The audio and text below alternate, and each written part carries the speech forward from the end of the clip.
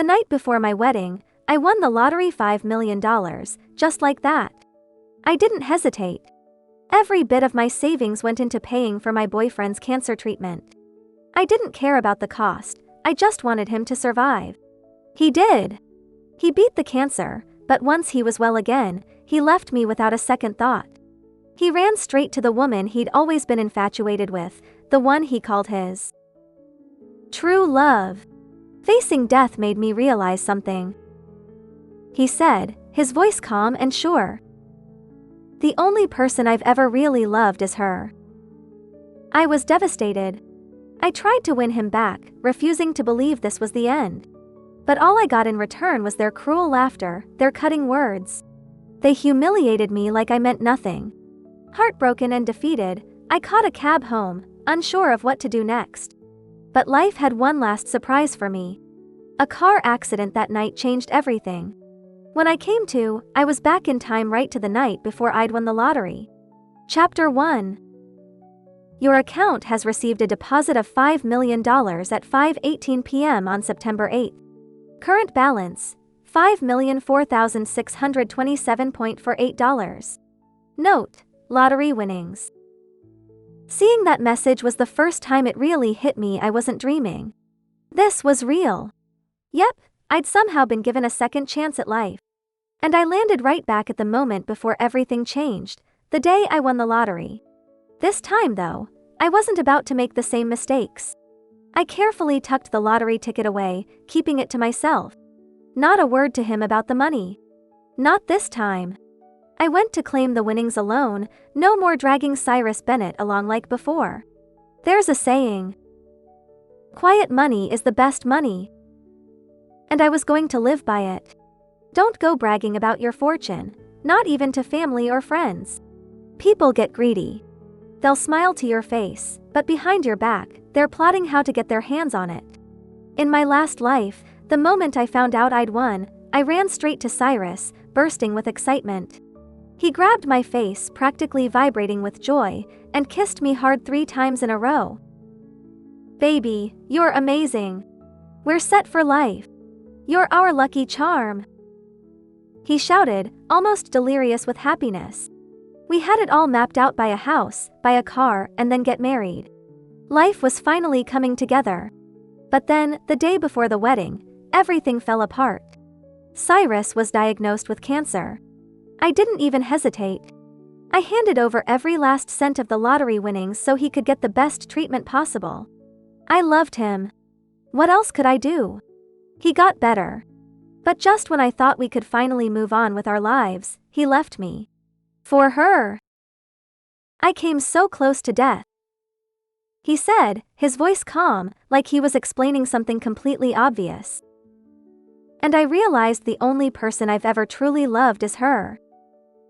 I was crushed. I begged him to stay, to remember everything we'd been through. But all I got in return was their laughter, their cruel words cutting me to pieces. I lost everything: my money, my pride, and eventually, my life. But not this time. This time, I've got the money. As for that piece of trash, he can rot. First things first though. I needed to treat myself. A little shopping spree and a nice meal sounded like a good start. I was sitting in a restaurant at the ABS Mall, enjoying my food, when I saw Cyrus and her, Liana Harper, the woman he called his true love. They were sitting at the table right next to mine, just one thin screen separating us, their backs to me. I didn't say a word. No need to make a scene. In my last life, Cyrus had introduced Liana as his co-worker and I had believed him. Why wouldn't I? They worked at the same company, and everything seemed innocent enough. It wasn't until much later that I found out the truth: Liana wasn't just a colleague. She was his first love, the one he'd always kept in his heart. I watched as Cyrus handed her the menu, his eyes soft, his actions gentle. Liana skimmed the menu, and then casually ordered a few dishes. "This should be enough for the 2 of us," she said with a smile. Cyrus glanced over the menu and added, "Don't you love that tofu soup? We should get that too." I couldn't help but feel a sting. After all the time we'd been together, he never once remembered what I liked to eat. Birthdays, holidays he never even bothered with gifts. But here he was, effortlessly recalling Liana's favorite dishes. Back then, I used to convince myself this was normal. He was just practical, I thought. A man focused on the future, not on silly romantic gestures. I told myself that's what a good man does. Looking back now, I realize I was just making excuses for him. I was so blinded by love that I didn't see how one-sided it all was. I used to think walking away would be enough, but seeing them together? I had a new plan. I plastered a surprised look on my face and walked over to their table. Wow, what a coincidence! Cyrus's reaction was almost comical, first startled, and then flustered, and finally trying to act calm, like watching a bad actor in a play. Nora! What are you doing here? Aren't you supposed to be at work? I've got the day off. I said casually. Just picking up some things for my parents. What about you? I didn't expect to see you here. Oh, He hesitated, clearly scrambling for a lie. This is Liana Harper, my colleague. We just finished meeting a client nearby, so we thought we'd grab some lunch. He was playing it so cool, but if I hadn't lived through all this once before, I might have actually believed him. But I knew better now. I knew exactly who Liana was. I turned to Liana, giving her a polite but pointed smile. Nice to meet you, Miss Harper. I said sweetly. I'm Nora Emerson. You'll have to come to our wedding when Cyrus and I finally set a date. For a split second, she froze and then shot a glance at Cyrus, her expression unreadable. Before I could say more, Cyrus jumped in, clearly uncomfortable. There's no rush on that, Nora. We'll talk about it when the time's right. He handed me his credit card with a practiced smile. Here, take this. I've got work to finish up, so I can't stay. Just pick up whatever you need for your parents. Funny how he never had time for me but always seemed to have time for her. I smiled sweetly and took the card. I didn't care who he was with anymore. Soon enough, I'd be dumping him. But first, I had a little revenge to take care of. As I walked out of the restaurant, I could almost feel the weight of my past lifting off my shoulders. Cyrus didn't know it yet, but he was going to pay for everything I'd done for him in my last life. I headed straight to the mall and indulged in the kind of shopping spree I'd never even dreamed of before. Designer clothes. Bought. A set for me and a set for my parents. Luxury skincare. Bought. 2 sets, one for me, one for mom. Gold jewelry. Bought. Matching necklaces for mom and me. Dad's favorite watch. Bought. His favorite whiskey. Bought. With my arms full of bags, I headed home, feeling lighter than I had in years. Mom, Dad, I'm back. I called out as I walked through the door, my arms loaded with shopping bags. My mom rushed over and immediately started fussing over the bags in my hands, her words coming in a familiar, rapid stream. Why do you buy so much? You didn't need to. Just coming home is enough. Save your money. You and Cyrus will have plenty of expenses once you're married. Your father and I don't need anything. Just make sure you're taking care of yourself. As she rambled on, something inside me broke. I dropped the bags, threw my arms around her, and started crying. Sweetheart, what's wrong? What happened? She asked, completely caught off guard, her hands hovering awkwardly in the air before she gently started patting my back, trying to comfort me. After a few deep breaths, I finally managed to speak. I'm fine, Mom. Really? It's just I won the lottery. $5 million. She blinked, still rubbing my back, and replied in her typical no-nonsense way. Well, that's great news. Glad to hear it. Now come on, your dad's made dinner. She started leading me toward the dining room when, suddenly, she froze. Slowly, she turned, eyes wide. Wait, what did you just say? 5 million? I nodded, my tears now replaced with a grin. Yep. 5 million. Her eyes grew even wider, and soon enough, my dad joined in, both of them practically glowing with excitement. But once the initial celebration passed, their first piece of advice was exactly what I expected. Don't tell anyone, especially not Cyrus. Dad warned. Money changes everything.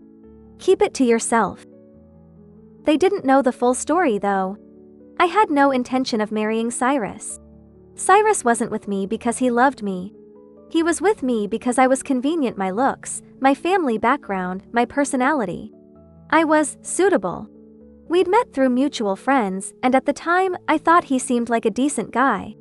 He was easy on the eyes, had a stable job, and while a bit cold, he seemed like someone I could build a life with. I'd never been in a serious relationship before, so I thought that was just how things were supposed to be. I figured that love was supposed to be steady and quiet, not passionate or loud. I thought we were a typical couple, no drama, no fireworks, just two people getting through life together. But now, I see it clearly. That quietness wasn't because we were a perfect fit, it was because we weren't. Real love doesn't feel like settling. It's not supposed to be this dull, this empty. I didn't realize it back then, but I do now. After dinner, I headed back to the apartment I shared with Cyrus. As soon as I walked through the door, I saw him sitting on the couch, his face a mask of fury. I hadn't even had a chance to put my bag down when he exploded. Nora! What the hell did you do today? My card got hit with thousands in charges. My phone hasn't stopped buzzing with alerts all afternoon. I looked at him with wide, innocent eyes, acting shocked by his outburst. Oh, that? I just bought a few things for my parents, some clothes, some health supplements. You know, the usual. I shrugged nonchalantly. I even picked up a few things for your parents too. We're about to get married, right? It's no big deal to spend a little money. What's got you so worked up? I let a tear or two well up, making sure to look as pitiful as possible. And besides, I added, my voice softening, I wasn't just thinking about myself. I wanted my parents to see what a generous son-in-law you'll be. You know, if they're impressed, they might even help us with the down payment on the house. I'm doing this for us. I'm not wasting money. I'm just trying to build our future together. So why are you so angry? I let out a dramatic sigh and wiped at my pretend tears, and then turned and stormed into the bedroom, slamming the door behind me for effect. Once inside, my expression shifted to a smirk. This was only the beginning for Cyrus. In my last life, even though I controlled his paycheck, he had a way of manipulating me, making me believe his money had to be saved for important things like a house or a car. Meanwhile, my money was supposed to cover all the day-to-day expenses. And back then, I bought into it. I thought I was being smart, independent, contributing to our future. So most of the time, we lived off my income while his just sat there untouched. He trusted me with his card because he knew I wasn't going to spend it. I was too busy saving for us. When holidays or special occasions rolled around, he always had the same excuse for not getting me gifts. You've got the card. He'd say, buy whatever you want. And like the fool I was, I thought that was fine. Looking back, I can't believe how naive I was. Why was I saving money for him? For us. He was the only one benefiting from it. But this time? Yeah, this time, I'm not playing that game. The next morning, I opened the bedroom door. Cyrus was standing there, looking sheepish, guilt all over his face. Nora, I'm sorry about yesterday. I shouldn't have spoken to you like that. Please don't stay mad at me. I didn't even acknowledge him. Instead, I went straight into the kitchen and started making breakfast just for myself. Cyrus hovered awkwardly in the living room, clearly at a loss for what to do. He wasn't used to me giving him the cold shoulder. Usually, I'd be the one soothing his temper, not the other way around. Then, suddenly, he doubled over, clutching his stomach. His face went pale, and I could see the veins bulging in his neck. He looked like he was in serious pain. But I didn't rush to his side like I used to. I just stood there, watching him suffer. Honestly, I was kind of hoping the pain would last a little longer. I waited until he couldn't take it anymore, until he finally begged for my help. Babe, my stomach, it really hurts. Can you call an ambulance? Feigning concern, I hurried over. Oh my God, Cyrus. What's wrong? Are you okay? Here, take some medicine. I shoved a handful of painkillers into his hand way more than necessary and helped him to bed. I didn't even mention the hospital. I wanted to see how long it would take before he realized this wasn't just a stomachache. In my last life, Cyrus got cancer. He only survived because I forced him to go to the hospital and get checked out. They caught it early, and thanks to my lottery winnings, I paid for the best treatments. I nursed him back to health like the dutiful wife I thought I was. He beat it, sure. But let's be real, he survived because of me. If I hadn't pushed him to get treated, if I hadn't thrown all my money into his recovery, he wouldn't have made it. I was at least 80% of the reason he pulled through. But this time, I'm not playing nurse. He's on his own. After he took his card back, I started spending more time at my parents' house. Occasionally, I'd send fancy gifts to both sets of parents. The best part? I'd send Cyrus the links and let him foot the bill. Then, when his parents called to thank me, gushing about how thoughtful and generous I was, how lucky they were to have me as their daughter-in-law, I'd just smile and let them believe it. They were so proud of their son for marrying such a good woman. They acted like Cyrus had hit the jackpot with me, and I wasn't about to correct them. I just smiled and nodded. In my last life, his money was always for the house, while mine was spent on everything else: bills, groceries, gifts. I never bought anything extravagant for his parents, and they never once called me generous. In fact, they thought I was stingy. But now, spending his money, I'm not holding back. I'm buying the best of the best, and I don't feel the slightest bit guilty about it. As for my own money, he won't see a penny of it. I'm just taking back what's owed to me. Oh, and let's not forget I've seen Liana texting him more than a few times. Chapter 2. He thought I didn't notice him sneaking glances at his phone, but I saw everything. He always made sure to hide it from me, like I couldn't figure it out. Today was the big day. Our families were meeting to discuss the wedding details. My mom started things off. Her tone was polite but firm. Cyrus, what's important is that there's a proper home for Nora. We don't want her living in a rental once she's married. My dad nodded in agreement. Exactly. And we want Nora's name on the deed too. Cyrus's parents looked uncomfortable. After an awkward silence, his dad spoke up. We understand, we really do. You don't want your daughter to have a hard life. But honestly, with the property prices in here, buying a house before the wedding, it's just not something we can afford right now. In a low voice, I leaned closer to Cyrus and said, just go along with it for now. You can tell them later that we're buying a property that's under construction, and the move-in date will be delayed a bit. We're just short a little over $100,000 for that, but my parents said they'll give us $50,000 as a gift to help us out. Cyrus's eyes lit up. Really? He whispered back, barely able to contain his excitement. Of course. Why would I lie? I'm their only daughter. With that, we'll have enough for the house, and we can put both our names on the deed. It'll be our joint property, just like a real couple's house should be. I gave him the sweetest smile, playing the part perfectly, like I was thinking only of our future. Cyrus, eager to please, turned to my parents. Mr. Emerson, I love Nora very much, and I'll make sure she has the home she deserves. His mom tugged his sleeve and whispered, where are you going to get the money for a house? Don't worry, Mom. I've got it all under control. I'll explain later. Cyrus continued to butter up my parents for the rest of the evening, acting like the perfect son-in-law to be. Meanwhile, I kept myself busy. I still visited his parents occasionally, bringing them little gifts to stay on their good side. But I had other things in motion. I helped them with their phones, setting them up so they'd get constant updates and news articles about things like how premarital assets can become community property after marriage, how assets are divided during a divorce, and how to avoid putting both spouses' names on the house deed. I even went as far as hiring a few actors, older men and women who could blend in at the local parks. They'd sit near his parents during their daily dance sessions, casually chatting about the amazing deals on pre-construction properties. They'd rave about how great the location was, how the prices were set to rise, how it was the perfect investment. To make it even more convincing, they'd talk about how their own kids had just bought a unit. For a while, it seemed like Cyrus had no intention of buying a house. I almost thought they'd dropped the idea entirely.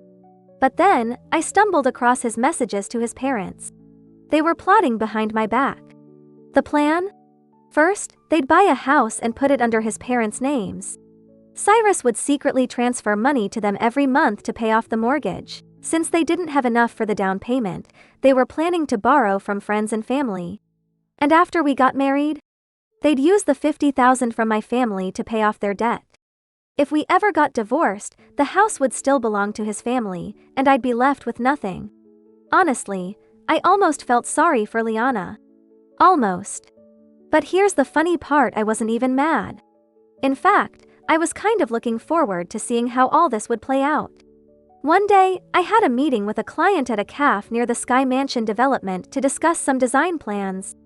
And who do I see? Cyrus and Liana walked out of the sales office together. I couldn't help but laugh to myself. This guy really thinks he's outsmarting me. He's playing checkers and I'm over here playing chess. Without missing a beat, I put on my brightest smile and walked right up to them. No need for subtlety. I wasn't hiding anything. Well, fancy running into you to hear. When Cyrus saw me, his face tightened, nervous, with a hint of fear. He wasn't expecting me. Meanwhile, Liana, standing next to him, looked completely unbothered. In fact, she almost seemed proud of herself, casting me a smug glance before speaking. Miss Emerson, Cyrus asked me to come along. He's looking into buying a house and thought I could offer some advice, maybe help him make a decision. She said, her voice dripping with fake politeness. I raised an eyebrow, my lips curling into a slight smirk. Cyrus asked you? You two seem awfully close for just co-workers. You always this friendly with your colleagues? Then I turned my gaze directly at Liana, my voice calm but sharp. Miss Harper, ever heard of keeping things professional? Or is there something about other people's husbands that appeals to you? Maybe you're just a fan of being the other woman? Liana's expression faltered for a second, but she quickly recovered, holding her head high. I shifted my gaze to Cyrus. Well, Cyrus? Do you have something to say? He immediately tried to defuse the situation. Nora, I didn't want to bother you. I know how busy you are with work. I thought I'd check out a few places first, and if I found something good, I'd bring you in. I swear, I was thinking of you the whole time. I'm sorry. He looked at me with that same apologetic expression he always used when he was trying to get out of trouble. I took a deep breath and forced myself to stay calm. In the end, Cyrus and I left together. He had originally planned to drive Liana home, but after an awkward pause, he looked at me, clearly unsure what to do. I didn't waste any time. There's this thing called a taxi, you know. Liana's face flushed with anger. She stomped her foot and stormed off in a huff. On the way home, I didn't bother asking about his relationship with Liana. I could feel him relax, probably thinking he'd dodged a bullet. Instead, I changed the subject to something more practical: houses. Have you looked into real estate? I asked casually. They're developing some great pre-construction properties. Cheaper than buying something already built, and once the area's fully developed, the prices are bound to go up. I even threw in a few examples, mentioning neighborhoods where pre-construction prices had doubled or tripled after just a few years. Cyrus nodded along as he drove, pretending to care, though I knew he wasn't really paying attention. A few days later, I told him I'd be going on a 3-month business trip. I made it sound like a regular work assignment, but in reality, it was a chance for me to train at headquarters one step closer to a promotion. Most people, after winning $5 million, would probably quit their job and start living their best life, traveling the world, buying whatever they wanted. But not me. Maybe it's because, in my last life, I gave up this exact promotion. I stayed behind to take care of Cyrus, thinking that if I sacrificed everything for him, we'd have the perfect life together. I was wrong. Or maybe it's because, in my last life, I nearly went bankrupt trying to pay for his medical bills. That's when I realized how quickly money can disappear when you're trying to save someone who doesn't deserve it. This time around, I'm not giving up my future for anyone. I've learned my lesson. If I want to be strong, if I want to protect my parents, I need to focus on myself and my own success. Because at the end of the day, the only person I can truly count on is me. Song Z wanted to buy a ready house, but the price was high. $3 million in total, $900,000 down payment, 30-year loan, over $4 million to repay, more than $10,000 monthly. His parents thought it was too expensive, with no money left after the mortgage. They didn't have enough for the down payment, so they chose a pre-sale house, just starting construction. $2 million in total, $600,000 down payment, over $7,000 monthly. Though it was a trap I set. I was sure they would fall for it. This greedy, foolish family. I ended my trip early and returned home. I saw women's high heels. Women's underwear, dresses scattered on the floor. The bedroom door was half open. That jerk gave me a big gift. Stay calm, don't panic, first record a video. I took my phone and recorded. Then I stormed into the bedroom, throwing water on them. Before Song Z could react, I grabbed a feather duster and started hitting him, shouting, "Song Z, you heartless jerk. We're not even married, and you're fooling around at home. Cheating and bringing her home. You bastard, do you think this is fair to me? I'm working hard for our future, and you do this to me? No, are you crazy? Stop it." Song Z yelled, trying to dodge the feather duster. When he came to his senses, he forcibly took my weapon. Lin Wairu swallowed, scared, holding the blanket to cover herself. "Song Z, you jerk, we're done. We're breaking up." No, I'm sorry, it's her fault. She seduced me." Song Z grabbed me, panicking, knowing I was his ticket to 500,000 yuans. Lin Wairu slapped him twice. "Song Z, you coward, you jerk. If I ever talk to you again, I won't be Lin. Get lost." She grabbed her bag and left. I spat. Disgusting. I packed my things and went back to my parents' house. I told them about Song Z's affair with Lin Wairu. They called his parents that day to cancel the engagement. I heard they beat him up and forced him to apologize, hoping I would forgive him. They said it was just a mistake all men make. I was disgusted. Song Z's family cared about face. So I sent the video to the family group, letting all their relatives see. Oh, Z seemed so decent, who knew he was so wild? An uncle replied, "Zion, don't be like your cousin. Be faithful to your wife." His aunt mocked. Later, a neighbor told me, because of the video, Song Z lost his promotion. Someone shared it in a group, and his boss's wife saw it, influencing his career. With his career and family in turmoil, he fainted at work and was taken to the hospital. They found a malignant tumor, already spreading. The doctor said early detection had a high cure rate, but now it was less than 50%. Treatment and surgery would cost over $1 million, with ongoing care being expensive. His mom cried, begging the doctor, "Please save my son. He's so young, with so much ahead. What will we do without him?" The doctor comforted her, telling her to stay positive. After breaking up with Song Z, I not only got promoted and received a raise, but I also met new friends. One night, after working late, I noticed someone following me, trying to drag me into a dark alley. "Help!" I shouted. Chen Hao, passing by, heard and scared the person away. Thank you. I was shaken, thanking him repeatedly, holding back tears. Chen Hao gave me his jacket and asked uncertainly, "Are you Yan Nono?" I looked at him with teary eyes, my mind blank, not recognizing him. He smiled and introduced himself. I'm Chen Hao, the guy who sat behind you in high school, the one with glasses.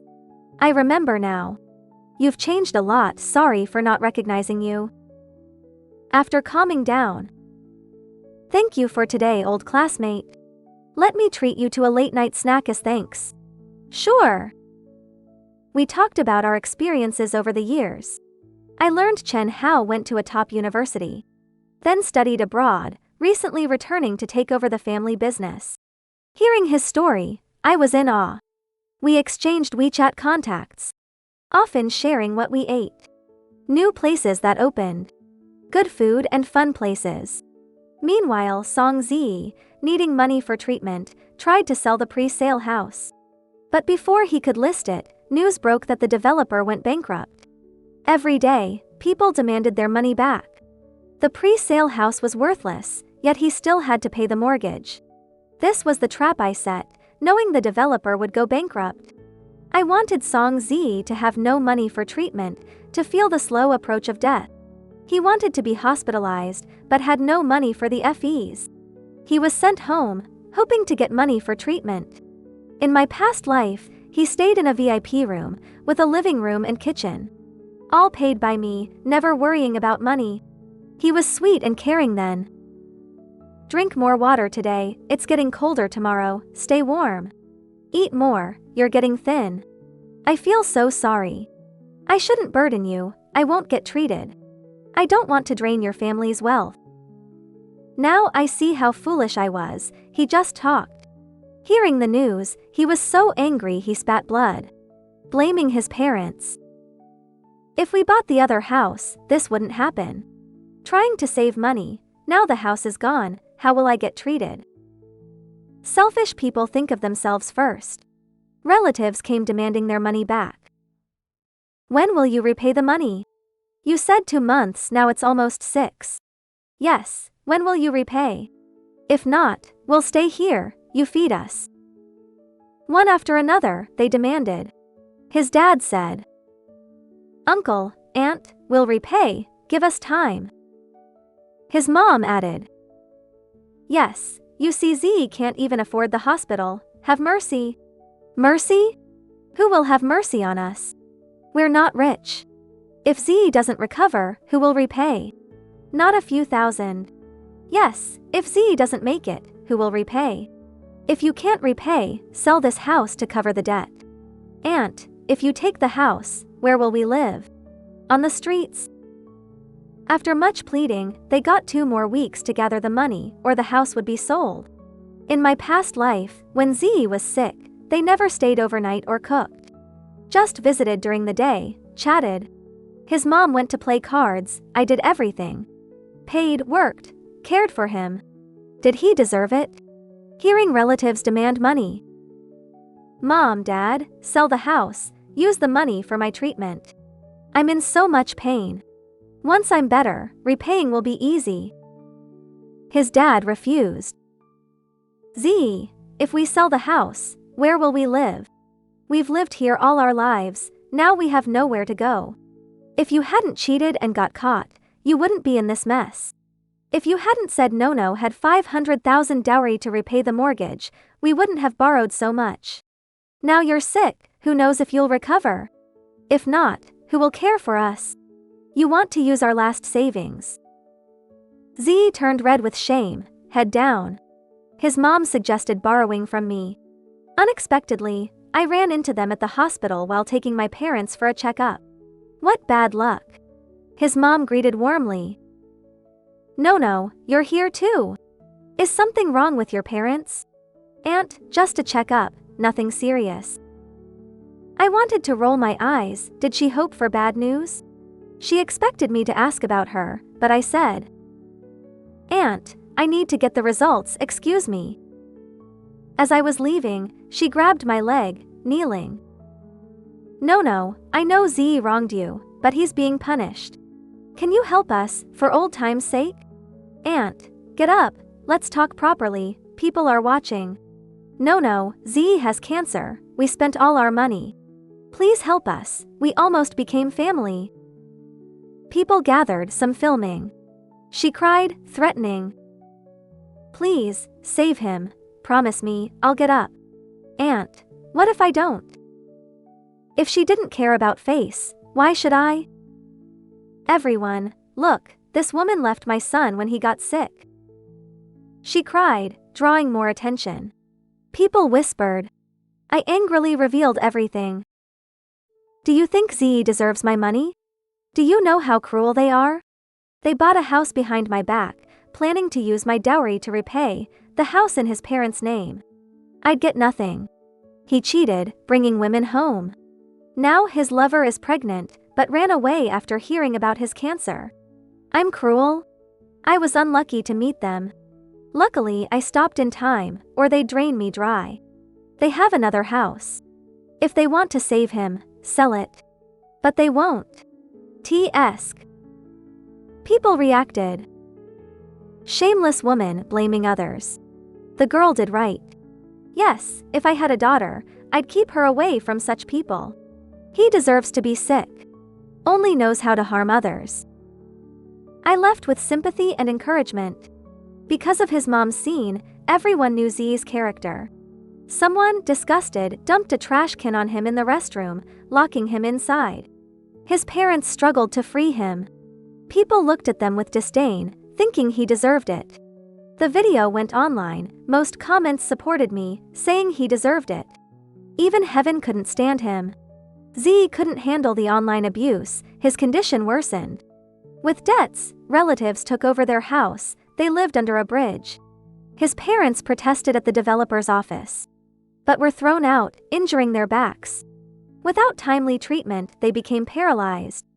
Z, unable to bear the pain, took a bottle of sleeping pills, ending his short life. His parents eventually starved to death. Meanwhile, Chen Hao and I grew closer through work. Our feelings deepened. Meeting his family happened by chance. Shopping, I saw him talking to a classy woman. Mom, this is my girlfriend, Yan Nono. She's Mr. Yan's daughter. Hello, Aunt, I'm Nono. I stammered, dropping my clothes. Nono, nice to meet you. Don't be nervous, I don't bite. Come visit us. I nodded, she left. During that time, I met all his friends and family. I wanted to know him better. Having just escaped a bad relationship, I was cautious. But plans changed. He took me home, my dad fell on the stairs. We rushed him to the hospital, he arranged surgery. Were you scared? I talked to the hospital, don't worry, your dad will be fine. He held my hand, I nodded, anxious. Thank you. In the hospital room, my dad looked puzzled. I smiled. Don't recognize him? This is Chen Hao, your former student, and my new boyfriend. Chen Hao, you've changed a lot. Thanks for your help. When I'm better, come for dinner. My dad approved. Chen Hao smiled at me, calm. Sure, I'll come. We naturally met each other's parents, they were pleased, and we started planning the wedding. Being with Chen Hao, I realized. Someone who loves you will treat you well. Willingly make sacrifices. Accept your flaws. Appreciate your strengths. Fulfill your wishes. Spend time and effort. Give you beauty and warmth. We should love ourselves first, then others. And stay away from those who don't love us, and cherish those who do.